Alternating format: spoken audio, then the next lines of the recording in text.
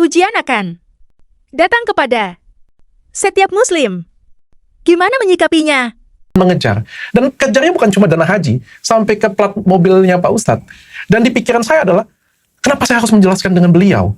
Saya punya plat nomornya, saya bayar pajak, tapi kan untuk apa saya menunjukkan semuanya? Ketika saya difitnah misalnya, wah kamu punya wanita lain, mohon maaf ya Pak Ustadz ya. Saya nggak ngerasa punya, dan saya kadang-kadang berdiri di samping PA saya, personal asisten saya, yang jaraknya cuma 1 meter Pak Ustadz. Dan itu dikarang cerita, seolah-olah itu adalah punya saya kayak gitu. Istri saya aja nggak pernah ngeluh Pak Ustadz. Istri saya aja nggak pernah marah. Istri saya tahu itu siapa. Bahkan ada foto lagi saya makannya sejauh ini Pak Ustadz. Makannya sejauh ini Pak Ustadz. Dan kita meeting tuh rame-rame Pak Ustadz. Dan sekali lagi istri saya nggak marah, tapi menggiring suatu kebencian yang datang ke tempat saya. Bukan hanya itu Pak Ustadz, bahkan keislaman saya diragukan. Banyak hal Pak Ustadz. Apa yang harus saya lakukan Pak Ustadz? Mungkin Pak Ustadz bisa kasih bimbingan untuk saya Pak Ustadz. Yang pertama begini dok, fitnah itu adalah sesuatu yang dituduhkan kepada kita sementara kita tidak melakukannya. Kan begitu. Dan memang Allah mengatakan wal fitnatu asyaddu minal qatl. Fitnah itu bisa lebih dahsyat daripada pembunuhan. Karena pembunuhan karakter. Pembunuhan karakter.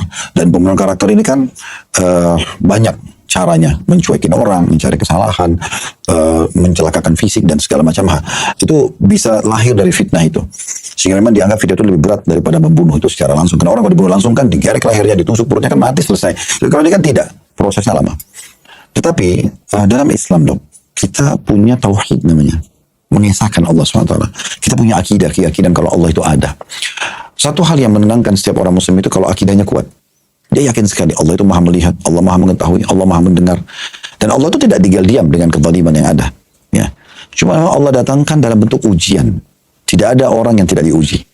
Allah mengatakan dalam banyak ayat Al-Quran.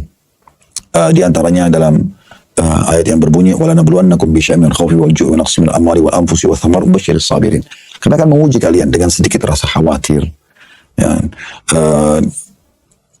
Kemudian rasa lapar, kemudian khawfi wal ju' wa naqsi minal amwal dan kekurangan harta, ya, kekurangan harta, kekurangan hasil panen dan hasil panen kan sampaikan berarti kepada orang-orang yang sabar.